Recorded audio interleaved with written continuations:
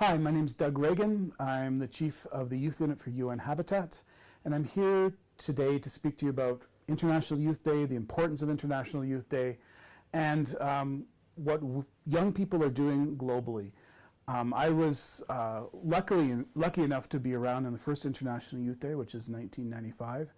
And since that time, we've seen young people grow and become more and more the leaders of today, not just the leaders of tomorrow. Right now in Nairobi, Kenya, having International Youth Day events in many different parts of Kenya.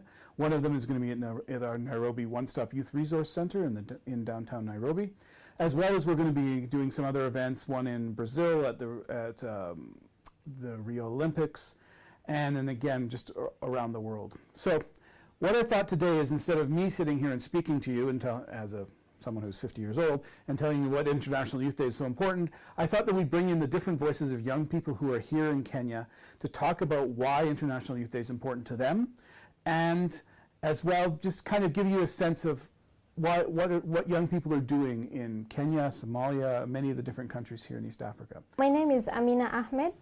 I'm 25 years old and I'm speaking to you from Nairobi.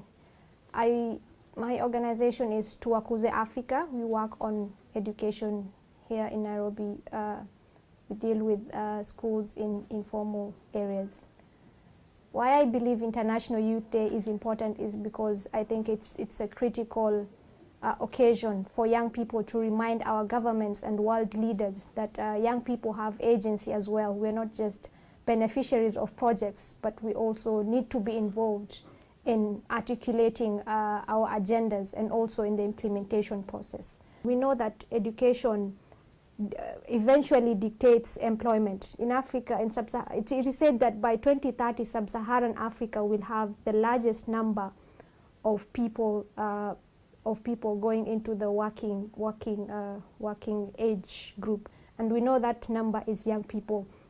So by giving them quality education, we are ensuring that they have the confidence to go out there and change their communities, whether it's building projects, development projects, whether it's putting up entrepreneurship. We believe that from our agency, we've also been trying to engage on matters policy and giving young people a platform to give their voices in policy issues. So eventually we are not just recipients of policies we were not involved in. My name is Ali Saleh Abdinur. I'm from Mandera County. It's important for us and the international community to come together and empower the youth of Mandera County so that they don't become used by the evil of extremism and tribal clashes. And this is an opportune moment for the world to hear our story and understand what we are going through. My name is Hassan Abdikadir. I'm from Kenya. From my experience, I've learned that young people need to be given the voice that they need so that they can be heard. In Somali proverb, we usually say that young people are always here to be seen and not to be heard. And that is how we grew up. Let's not forget that we have so many young people at risk who don't have spaces where they can interact and join, share ideas with other young people. Let's not forget that corruption has actually crippled our economy such that young people don't have spaces where they can do extracurricular activity. Let's not forget that young people need better services. Let's not forget that young people need education and vocational training and skills. And last but not least, let's not forget that it's a day to mark the voices of young people to be heard globally.